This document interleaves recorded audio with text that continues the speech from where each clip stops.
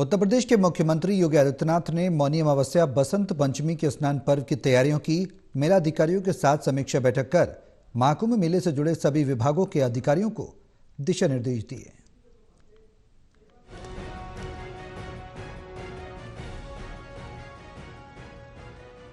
मुख्यमंत्री योगी आदित्यनाथ ने मौनी अमावस्या वसंत पंचमी के स्नान पर्व की तैयारियों की मेला अधिकारियों के साथ समीक्षा बैठक कर महाकुंभ मेले से जुड़े सभी विभागों के अधिकारियों को दिशा निर्देश दिए। मीडिया से बात करते हुए मुख्यमंत्री ने कहा कि मौनी अमावस्या पर बसंत पंचमी के स्नान पर्व महाकुंभ की शोभा है। सीएम योगी ने कहा, मुझे विश्वास है कि भगवान प्रयागराज और माँ गंगा की कृपा से दोनों स्नानों को सकुशल सम्पन्न कराएंगे। उन्होंने कहा, पौष पूर्णिमा और मकर संक्रांति का स्नान सकुशल सम्पन्न हो चुका है। मीडिया से बात करते हुए उन्होंने कहा, महाकुंभ मेले में 7,000 से ज्यादा संस्थाएं अब तक आ चुकी हैं। सीएम योगी ने कहा कि मैंने पूरा महाकुंभ एरिया का हवाई सर्वे किया है। मौजूदा समय में महाकुंभ में 1 करोड़ से ज्यादा लोग मौजूद हैं। उन्होंने कहा कि केंद्र और राज्य सरकार के सभी विभाग मिलकर तत्परता के साथ इस आयोजन को कर रहे हैं। साथ ही सभी विभाग कल्पवासियों, साधु संतों और श्रद्धालुओं की सुविधा और सुरक्षा के लिए काम कर रहे हैं। सीएम योगी ने यह भी साफ किया कि महाकुंभ के इस आयोजन में प्रधानमंत्री मोदी, राष्ट्रपति द्रौपदी मुर्मू और उपराष्ट्रपति जगदीप धनखड़ का भी कार्यक्रम प्रस्तावित है। वहीं देश के गृहमंत्री अमित शाह की महाकुंभ में आएंगे।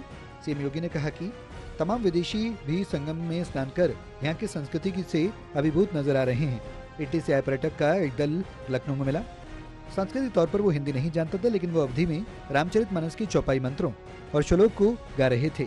उनके अंदर माँ गंगा और यहाँ के धार्मिक स्थानों के बारे में श्रद्धा का भाव देखा गया। उन्होंने आपके माध्यम से जो बातें कही और खासतौर पर संतों और श्रद्धालुओं की उनकी आस्था को हम जान सकते थे। तमाम विदेशी भी इस अवसर पर संगम में स्नान करके बड़े अभिभूत थे। कल मेरे पास यूरोप से जुड़े हुए कुछ श्रद्धालु आए थे, कुछ लोग आए थे, कुछ पर्यटक आए थे और प्रयागराज की महिमा का गान किस भाव के साथ कर रहे थे। आज आपने कुछ चैनल में उसको देखा भी होगा, किस प्रकार क्या श्रद्धा का भाव था। देखिए, वे हिंदी नहीं जानते, संस्कृत नहीं जानते, लेकिन हिंदी की चौपाई को, हिंदी की यानी संस्कृत के मंत्रों को, अवधि की चौपाइयों को और सनातन धर्म से जुड़े हुए स्त्रोत और मंत्रों को किस लय के साथ सस्वर वे लोग गा रहे थे।